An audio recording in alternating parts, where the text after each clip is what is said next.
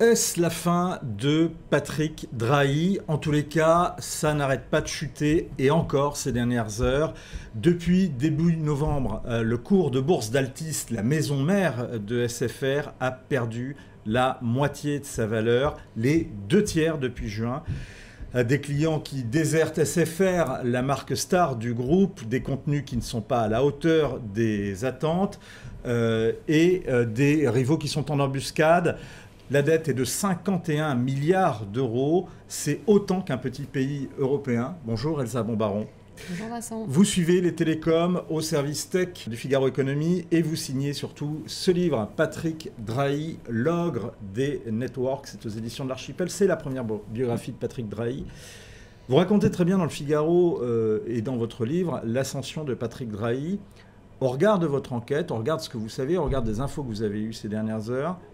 Va-t-il rebondir?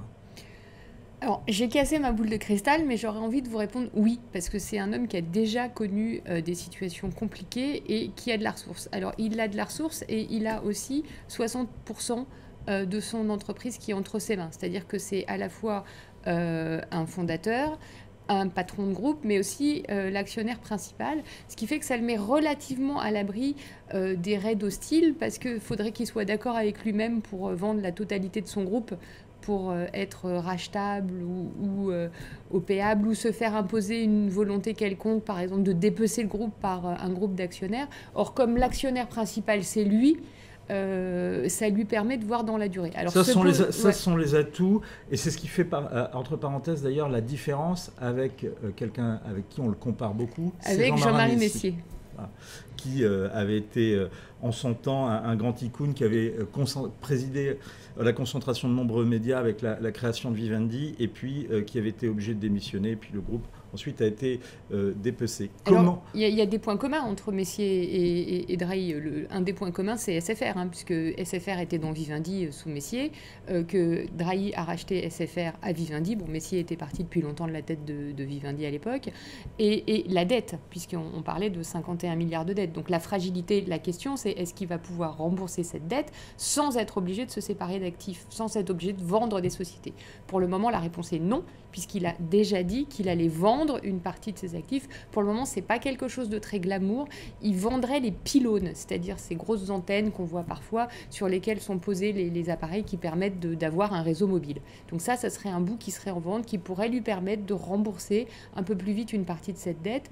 Et il se dit ce que dit le groupe, c'est qu'il n'a pas de sujet de dette pour le moment, parce que le gros du capital est à rembourser à partir de 2023, ce qui laisse un petit peu de marge quand même pour dégager du cash.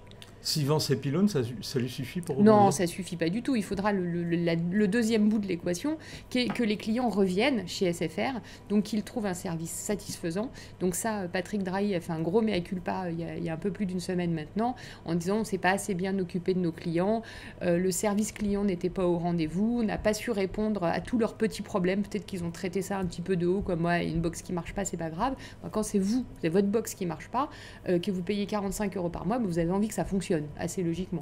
Donc là, il a vraiment pris l'engagement de s'attaquer aux problèmes des clients, d'améliorer à la fois le réseau, ce qu'il est censé faire depuis 2 ans.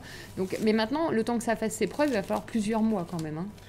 Comment Patrick Drahi peut rebondir? Eh bien, on a toutes ces informations à lire dans votre livre, L'ogre des networks. Je recommence. C'est aux éditions de l'Archipel.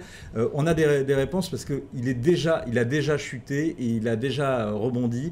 C'est ce que vous expliquez très bien. Et puis, c'est ce que vous expliquez très bien dans ce grand récit qui est à retrouver sur lefigaro.fr. Merci Elsa. Merci.